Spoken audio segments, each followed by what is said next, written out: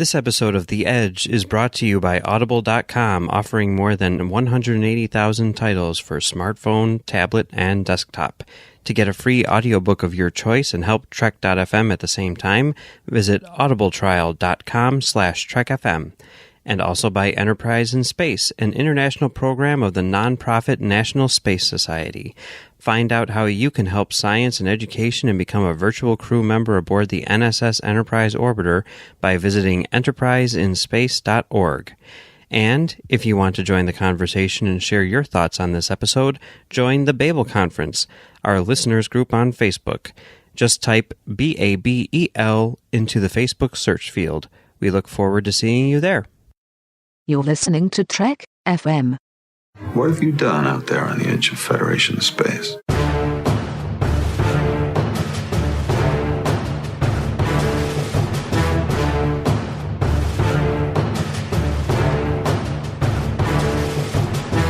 Hello and welcome to Tracks from the Edge, Trek FM show about Star Trek Discovery, in which we provide audio commentary for every single episode as they air. I'm Mike, and today I'm joined by Sarah. How's it going, Sarah? It's going great, thank you. Thanks for joining me once again.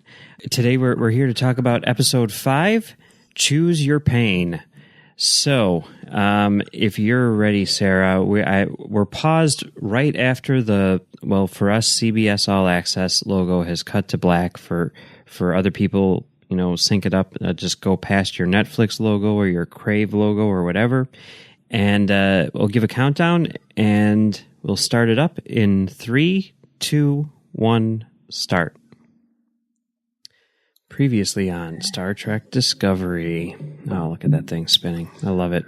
It's beautiful. Okay. And my cat is crying in the corner, of course. Oh. So, okay, now this previously on is interesting in what they choose to show and what they, I guess, choose. Well, I mean, more than anything, the thing that I find interesting about it is the Klingon stuff. Mm-hmm. Because I read this crazy theory, which is apparently all over the internet now, that all over, yeah. The character of Voq is Ash Tyler, and it makes a lot of sense in a lot of ways. But like here, we see L'Rell saying like we need to be cunning, and we need to use all of our skills as spies and whatnot to infiltrate this thing and get people to do what we want. And I don't know. I'm thinking there's a lot to be said for this theory. Yeah, I think it's a really interesting theory. I don't know if I'm completely on board with it yet, though. Yeah, I'm not completely on board with it yet either. It answers a lot of questions, but it also creates a lot of questions. So we'll see. So here we're into this crazy dream sequence where Burnham is obviously feeling very guilty about the treatment of Ripper. And yeah. As she sees herself there. Mayhap a little foreshadowing here. Mm-hmm. Yeah. But yeah, it's a cool way to start it off because, I mean, you could tell in the last episode that she was feeling guilty about it. And, we talked about it and, I don't know. I kind of anticipated this storyline playing out over a much longer period of time. I thought that we were going to be, with Ripper, and it was going to be sort of the slow, let's do it again. Yeah. Oh, this time it looks like it's hurting him, whatever. But no, we just jumped like 3 weeks ahead, and it's like we've been doing this for a while now, and it's really taking its toll on this guy. I don't quite understand. I mean, I guess I guess that's just sort of a human thing to be like, no, it's all good. When you're using something or someone to do something which is of extreme convenience for you. But I mean, she's like, he looks like he's in pain, and everyone else is like, we don't know that for sure. Yeah. I mean, humans have a history of treating creatures we view, animals, just terribly. Yeah. Yeah. So it's not surprising to me, because if we think they don't have higher reasoning skills, we just use them for kinds of stuff, experimentation. So, and I'm guessing that a lot of that, thematically is a holdover from Fuller, because, he's, very outspoken in terms of animal rights and stuff like that. And, I think that that's kind of the basis for Saru's character in a lot of ways. And, I can definitely see it here too. So, yeah, makes sense. Definitely. And Lorca thinks he can win the war all by himself. Of course he does. This is a really interesting scene, though, seeing him interact with, Starfleet, essentially, because up until now, he's really sort of been like, a captain who plays by his own rules, and yeah. Sort of like someone who is, really sort of on the fringe, on the edge, if you will, and, not necessarily caring about what Starfleet says, but also maybe not telling Starfleet everything that he's doing. And here, it really implies that Starfleet is completely aware and involved in his actions, even though they're giving him a lot of latitude. They're like, hey, you'd think that Starfleet would be like, you can't use that creature to, drive your ships. That's clearly morally wrong. And they're like, we need more.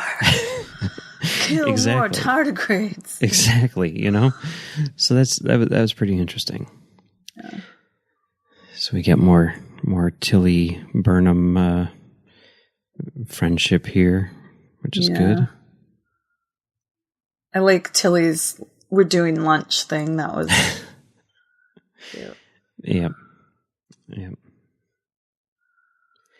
I like her silverware. It's like titanium sporks or something. Oh, this eye thing is not at all pleasant. No. So it seems like these two characters do have a bit more of a history than we're aware of. And she's the admiral, so the fact that he gets to so much leeway in what he does with Discovery, I think might have something to do with this friendship, because she really does not seem like someone who's concerned about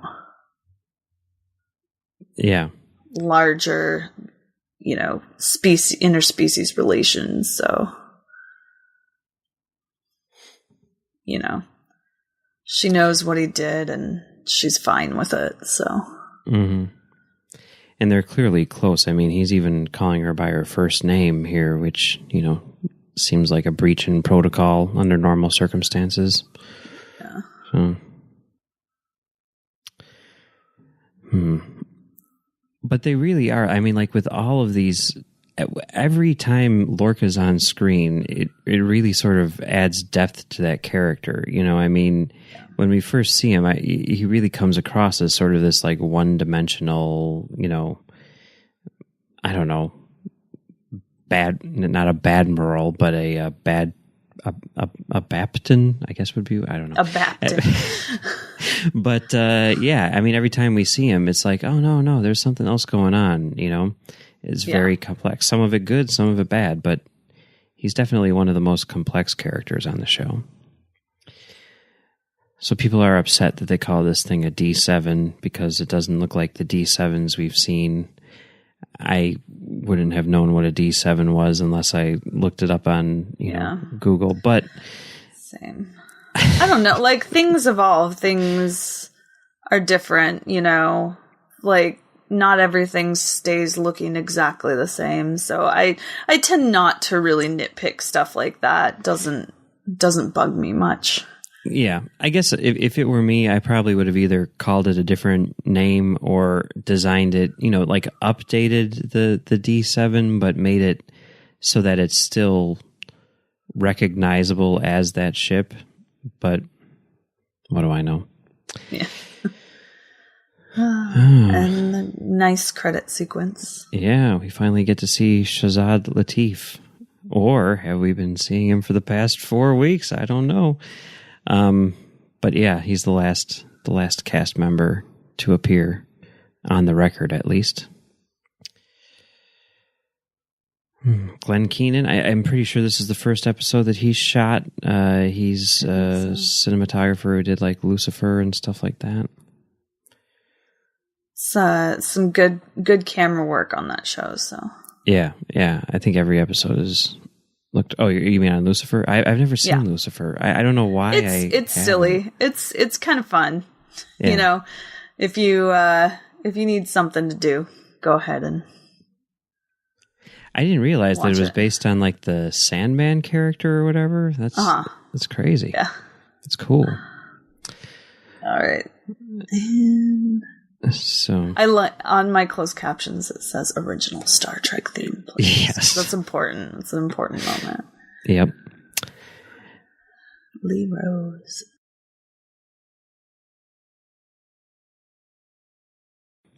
So here we are into the first act. All right. And Saru's getting word that he's the acting captain now. All right. You see that, like, kind of like Doug Jones does the little kind of, oh, okay. And I think a lot of people were like kind of mad at Saru after this episode, but I thought it did great characterization of him as a character. I guess so. I mean, I don't know. It's weird. Like as the series progresses, you know, like the character that I originally was like, oh, I don't like that guy was Stamets. And, you know, Saru was, you know, I think a favorite, you know, in everyone's mind, you know, right off the bat. But as it progresses, I'm like, I kind of don't like Saru. You know, he's kind of a jerk. And Stamets, I like a whole lot more than I did when this thing first started. So I think my favorite thing about Saru as a character is that he's a character who is completely governed by fear. Mm-hmm. You know, like just culturally, physically, he has his threat ganglion. So it's really interesting to see him try and, you know, he's like the new Vulcan. Like we've seen the Vulcans like struggle with logic, emotion thing again and again and again. Saru's struggling with fear versus trust. And I think it's really interesting. He's almost like the anti-Vulcan. It's like someone who's completely based on emotion, you know, whose thought process, everything is completely based on emotion, and now he's got to sort of learn to think about things rationally instead of just basing everything on fear. Yeah. Rationally, and having to learn to put his faith in other people, which is against his entire entire physical and cultural. Yeah. And it's a cool, fun little list there. Yeah. Captain Pike on at the end. Yeah, and Robert April from, well, I guess technically the animated series, but though it is kind of weird, I don't know, but like every single person on there is someone who we've heard of before, and like half of them are people who captained Enterprise. I mean, you'd think they'd throw on, you know, like random person we've never heard of, you know, just to kind of balance things out, but whatever. It's cool. And I know that Aaron Harvey from Saturday Morning Trek is extremely happy about the Robert April reference. Yes, indeed. I liked that little moment where you thought maybe there was gonna be a B plot where Saru tries to destroy or throws Burnham out in an airlock or something. He's like, no, not an option. You know, it kind of shows like is there a sinister aspect to Saru? It's like, no, he loves Burnham. He's just afraid of her. He did take that second where he's like, nah, I guess I can't do that. Yeah. Oh, so here we have Harry Mudd. Rainn Wilson is Harry Mudd. Yeah. I mean, he looks terrific.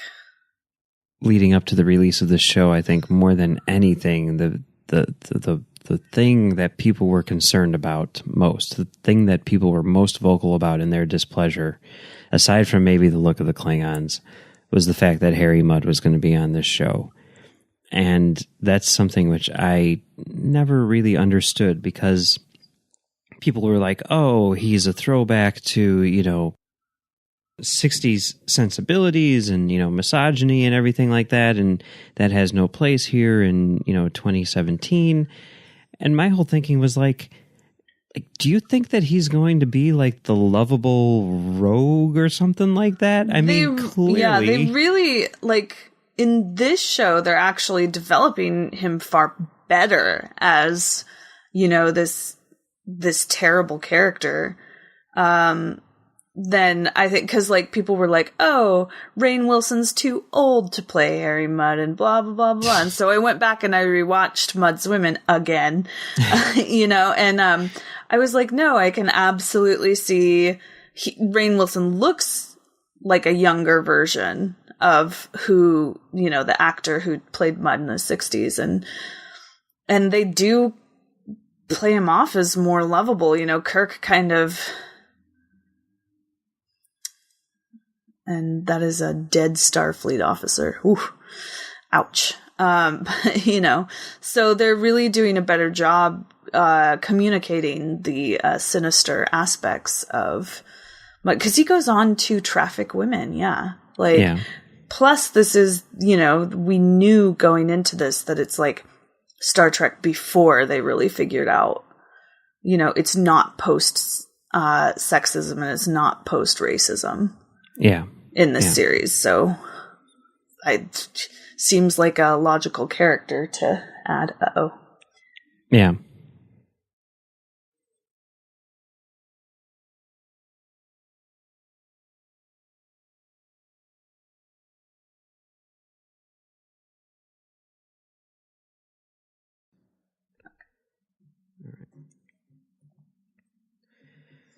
Okay, so here we have Burnham and Culber approaching Stamets, trying to convince him to do the right thing by waxing his car.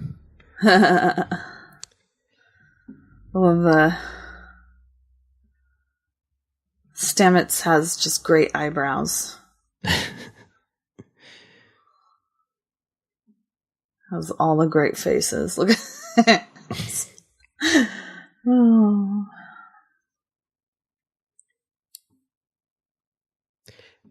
I really love how Anthony Rapp has interacted with the fans from the beginning, and also sort of gone on this journey to become a fan himself after basically never having seen Star Trek prior to this. It's pretty awesome. Yeah, but he's a Cubs fan, so I don't know about that. That's a little suspect. I like this moment where he's like, you're the one who suggested this.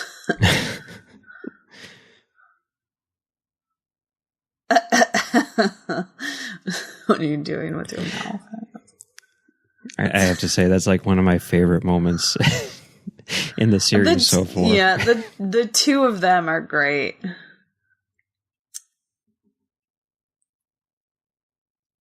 Oh, here it's we like go. Whenever Burnham loses her sort of like Vulcan cool and, decides to get rather, sort of go on the offensive. Star Trek.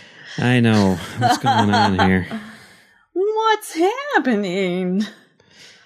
I mean, I don't know. I don't have kids, so I don't know exactly what I would do, but I personally think I'd be more okay with them hearing some curse words before I see someone getting their skull crushed in by a boot. But that's just me. I don't know.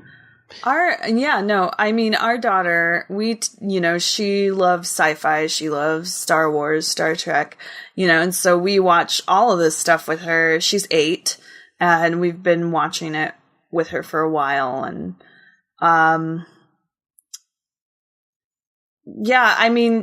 language is like, well, they hear it all the time and doesn't really faze us. And she doesn't repeat it either because she knows, well, don't say that at school or you'll get in trouble. So. Yeah. So it doesn't bother me one little bit.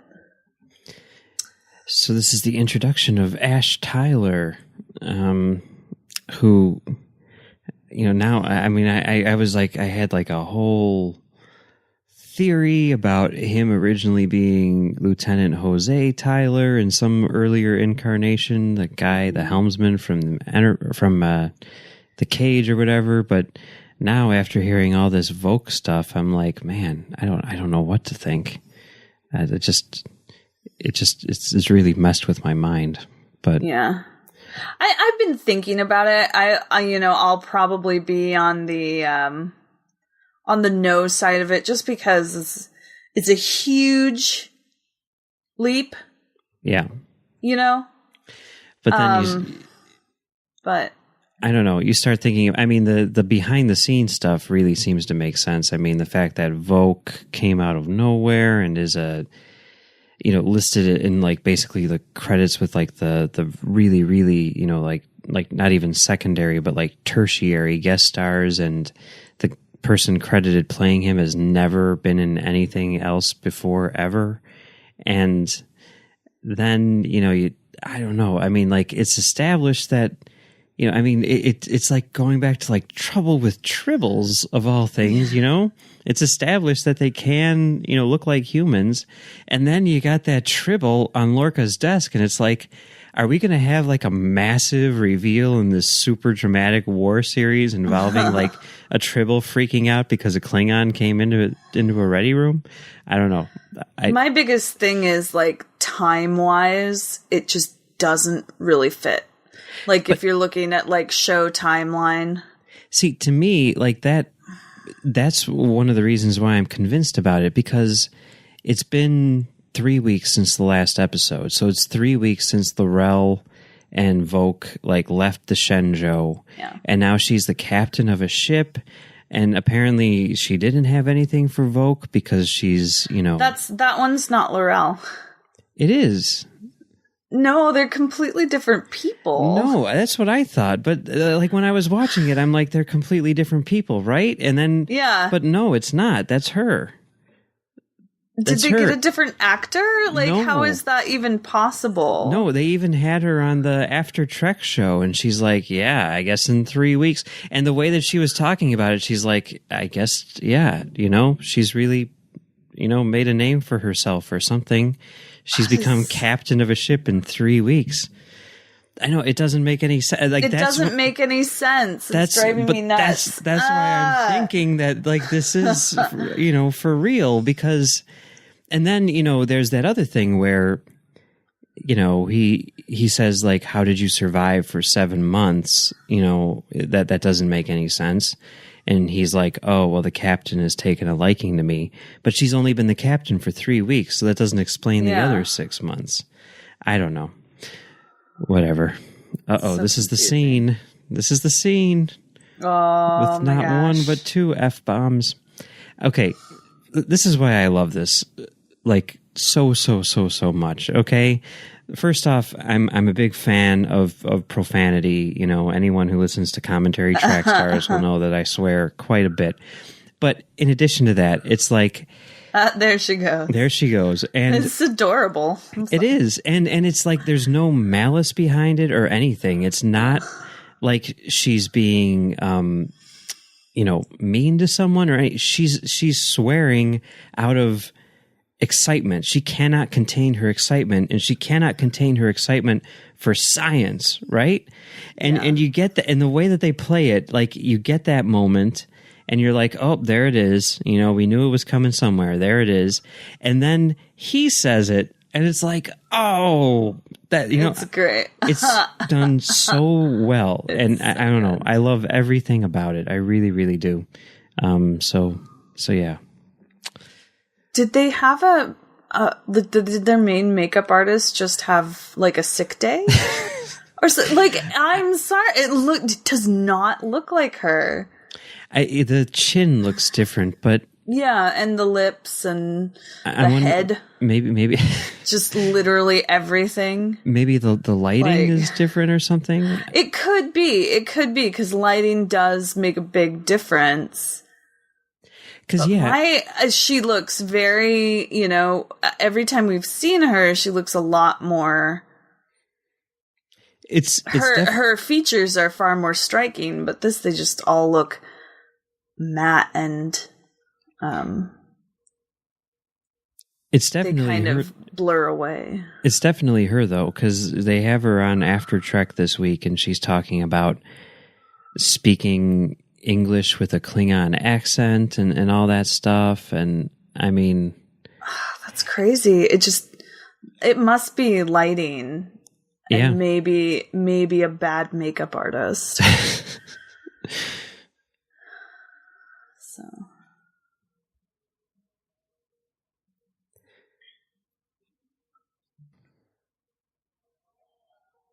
All right, there's Saru on the bridge. I think he does. I think he does well. I think that his leadership style, despite his own fears in himself, I think he has a very good leadership style. He's a lot kinder than Lorca. Well, I guess. Yeah. He's setting the bar kind of low, but that's true. But like here, I mean, I think he's making the hard choices, and he's sort of like, like the whole thing where he's talking to the computer about like the most decorated captains and the qualities which are needed or whatever. And I think that he kind of realizes that maybe in some areas he's a little too soft when it comes to his command style. And in a way, he's sort of like overcompensating here. And I mean, the precedent has been set by, well, I guess all of Starfleet to use these like tardigrades, against their will.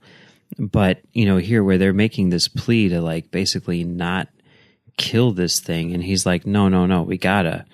I mean, that's true. Like if it were a Starfleet officer, I'd be like, yeah, you gotta, you gotta make those tough decisions. But here, I think maybe he's not quite seeing the forest through the trees in terms of using. No, I think that again, right here, he's just terrified. He's terrified of this responsibility because he feels entirely unprepared for it. Mm-hmm. Yeah.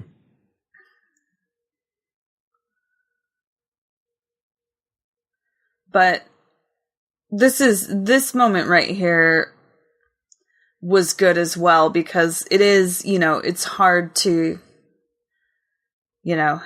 she's kind of being like, I know that in your culture, and he's like, no, this is me. I'm trying to be a captain, and you are second guessing what I'm saying because of some, something you read in a textbook. So.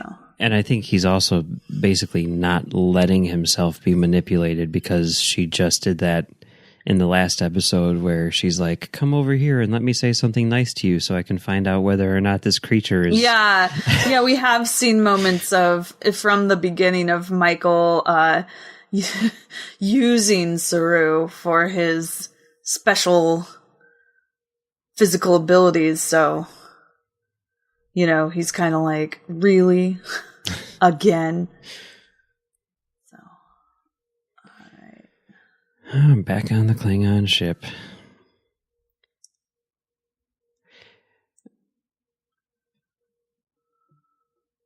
So the bug was bugged. Like his fancy Nike shoes. Yeah, I want those. They're very nice.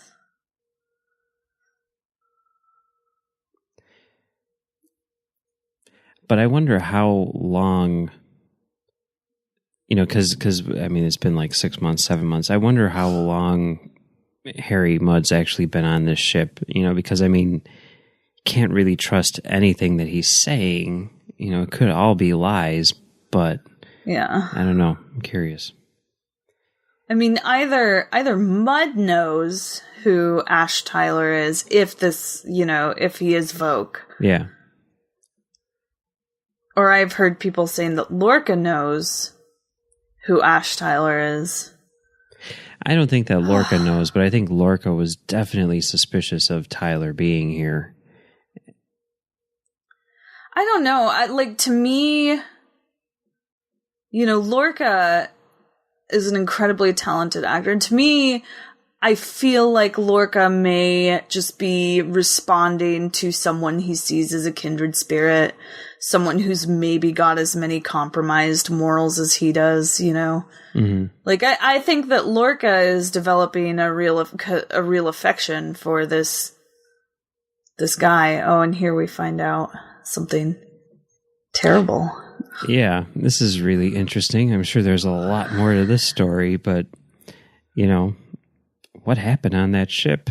He blew it up so that they wouldn't be prisoners of war, but why wasn't he there, Yeah, I mean, and let's face it, not even any military captain gets to make that decision for everybody else, Yeah. Maybe for him that would be worse than death, but I bet there were plenty of people on his crew who would be like, no, please just let me try and survive through this. Yeah, they're like, haven't you That's seen how I would Star be like, Trek no, please 6? do not kill me. Yeah. Yeah.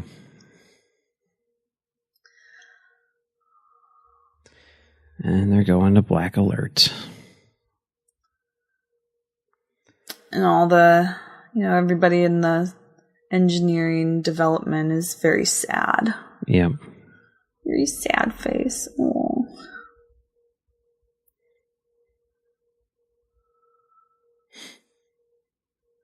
I love this shot here with the camera. It's good, yeah. On the top of the. Mm-hmm. It's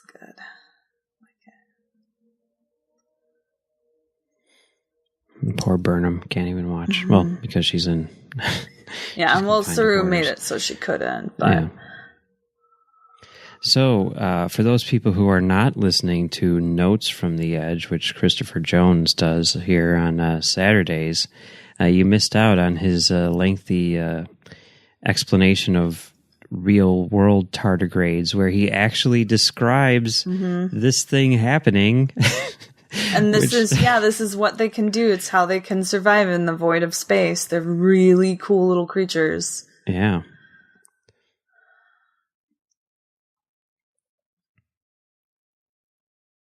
I thought that thing was dead for sure, but I'm glad that they kind of had this explanation right here, immediately after, but. Yeah. Yeah. So, but yeah, that's what, a tardigrade will do. So it's.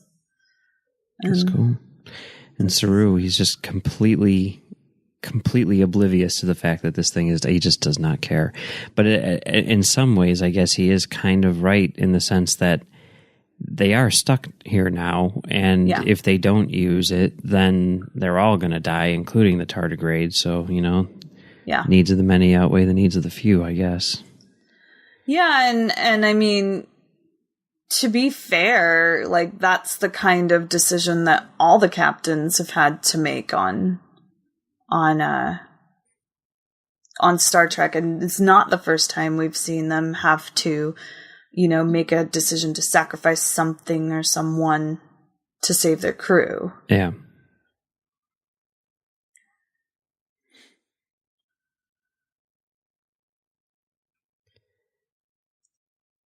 So, I wonder, if Ash is Voq, and watch, he won't be, and then this whole thing is going to be like, why do they keep on talking about this? But if Ash is Voq, are the Klingons in on it? They must not be, because he murders them. I'm not sure how, I guess since, I guess in their world, if the, high person in command is like, oh, this lady's captain of your ship now, they're like, okay, but. It seems like she's pretty well connected in her house, right? Yeah. It seems that way because she is in with the matriarchs, which is, for her house, the most important thing, I think. Yeah. So, but this brawl was pretty fun. Yeah. Nice little throwback, except for the snapping of the necks. My screen is like crap. I'm like, ooh.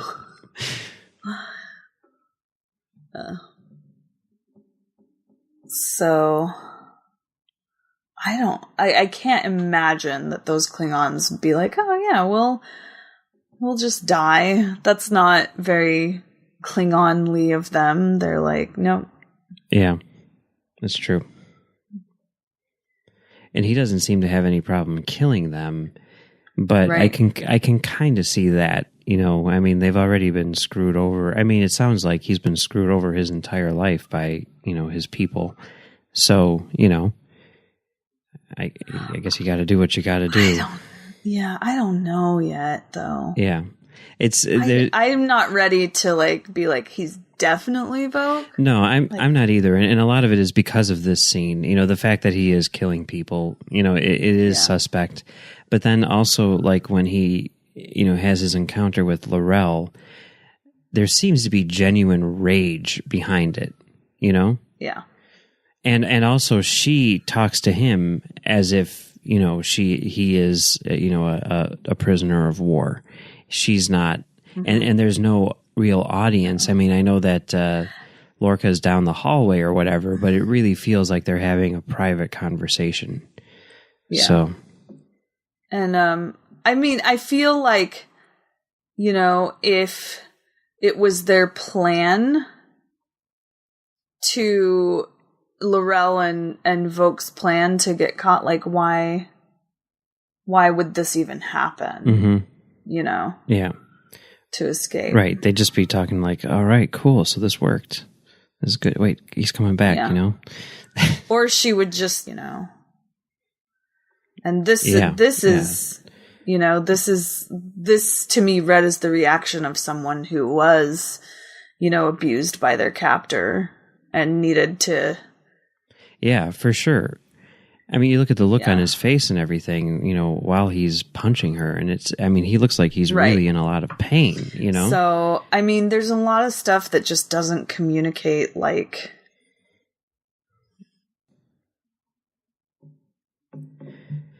So, yeah, when I first heard that, or before I had heard the theory, you know, I kind of like chalked up some of these inconsistencies, like it being 3 weeks or whatever, to basically just, you know, rewrites or whatever, and things going through the natural progression that they do, and you know, maybe a few leftover, you know, fragments from previous drafts or something where they're just like, whatever, 3 weeks, 7 months, you know, it's fine. But I don't know. I don't know. I'm curious. Yeah. This is pretty observant on Saru's part that this ship is theirs, because you see this all the time, and it's like, how do we convince them that this is, you know, our ship? And I guess, you know, flying erratically or whatever, I mean, that's a good way to kind of signal it, you know, enough so that you open up a hailing frequency. And I think that this scene really shows Saru's strengths, which are to notice any and all kinds of threats and be able to decipher what is and isn't a threat, because he's able to say that, like, these are flying in this flight pattern, which means that they are threatening us, but this one is not. Yeah. So I think that that's a really cool scene that people haven't talked about enough as far as, like, Saru. So yeah. And I think this scene goes a long way in his own confidence and his ability to assess what he needs to and doesn't need to be scared of. Yeah. And that line, I mean, it's so perfect. Like, have you revived the tardigrade? We're able to jump, you know? I'm like, uh-oh. I know. I was 100% certain that we were going to find Burnham. Me too. That, it was Me too. Such a good misdirect with that scene at the beginning. But it really makes sense that it's Stamets who would do it, because there's that scene last week, I think, where, you know, he's like, I've always wanted to talk to my mushrooms, you know? I mean, like, he's a reckless jealous. scientist, and it's a great character. It's a lot. Yeah, and he's jealous of the tardigrade, you know? Yeah. It's almost like Decker in Motion Picture, you know, where he decides to join with V'ger or whatever, and he's like, this is something I've wanted, you know, as much as you wanted the Enterprise. So, I mean, that's pretty cool. I mean, like, Stamets gets what he wanted more than anything else in this world, to talk to mushrooms.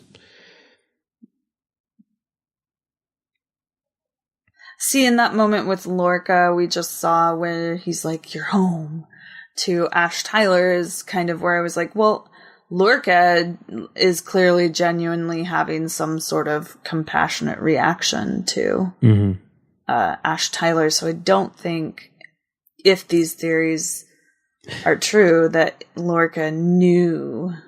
Yeah. Oh. Yeah. Yay, he's not dead. That has got to hurt. I am amazed he did not puncture a lung, though, to be... It's like a like crazy look. That's true. You'd think he'd take off his uniform first. I mean, those things are like $400, you know? I mean, come on. Yeah.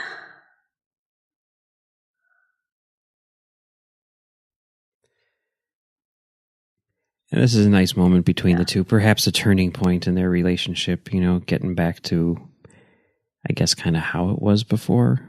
Yeah. I like that he really does admit, like, he's like, no, I'm mad at you. I'm jealous because, like, and I think that this is the core of Saru's fear, right?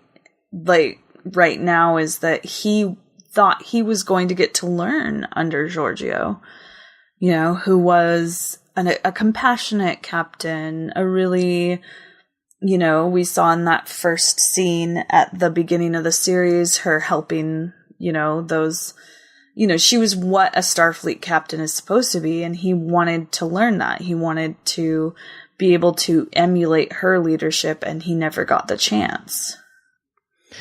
Yeah, in a lot of ways, like, Saru's been kind of screwed over every step of the way. You know, I mean, going back to, if you look at, you know, Desperate Hours, the book that, you know, David Mack wrote, is like, he was next in line to be first officer, and Burnham jumped over him, you know, and then, like you're saying, with Giorgio dying, he's not able to be first officer under her, and now he finally does become first officer, but it's on this ship with this captain who's, you know, a total jackass. Yeah, and he clearly doesn't trust Lorca. You know, he clearly is not super into Lorca's leadership style, and it's not something he wants to emulate. And if there was a silver lining to that cloud, it was the fact that he's finally out from Burnham's shadow and gets to do his own thing. And then she shows back up, and, you know, he's like, oh, good, she's in jail. I don't have to worry about her anymore. Yeah. And now here she is again, you know? So. And I think he does have legitimate compassion for her. I think he has and does consider her a friend, but with a lot of baggage. Yeah.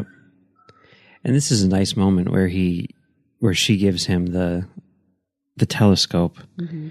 Although I kept on thinking, like, I was almost expecting him to be like, that's a really cool gesture, but no, I mean, clearly she had a much stronger relationship with you, and, you know, you should have this. But he's like, cool, thanks, I'm going to take this. I think it was good. I think that was, you know, yeah, it's a totem that may give him what he needs to really become the, you know, captain like Giorgio would have wanted. Yeah. Both of them. So I like this moment a lot too. Yeah.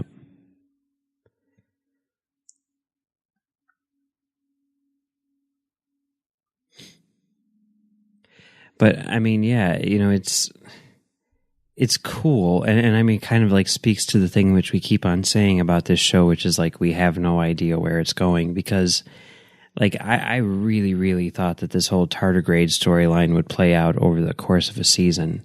and they basically did it over the span of an episode, and it's great because in a lot of ways it's like, like we were saying last week, like, oh, we know where this is going to go. They're using the tardigrade. It's being hurt, and she's going to, step in and save it or whatever.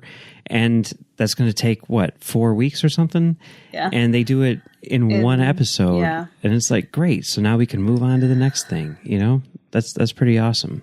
And it will clearly continue because the Admiral says we need more tardigrades. So they're going to have this issue, but not with Ripper. Yeah. I like this moment with Saru right here. Yeah. That I know what I did. Like, just him, like, knowing that he doesn't need this kind of protocol to tell him if he's good or not. Yeah. And here it is, the first openly gay couple in Star Trek. And this is such a sweet moment. I just love it. Yeah. It only took 51 years, but hey, better late than never, I guess. Aaron Harvey posted a thing on Facebook showing where you can buy those toothbrushes, which I was totally going to do until I found out that they were $200. Yes, they are very fancy toothbrushes. And they've got I'm assuming those are like the little lapel pins that they sell, on their Starfleet issue pajamas, which is great. I'm not exactly sure I would want to sleep in mine because it would probably poke you constantly, but I don't know. John Van Sitters on Twitter said that they're made out of a material which hasn't been invented yet, so I guess that makes sense. Yes. Aww.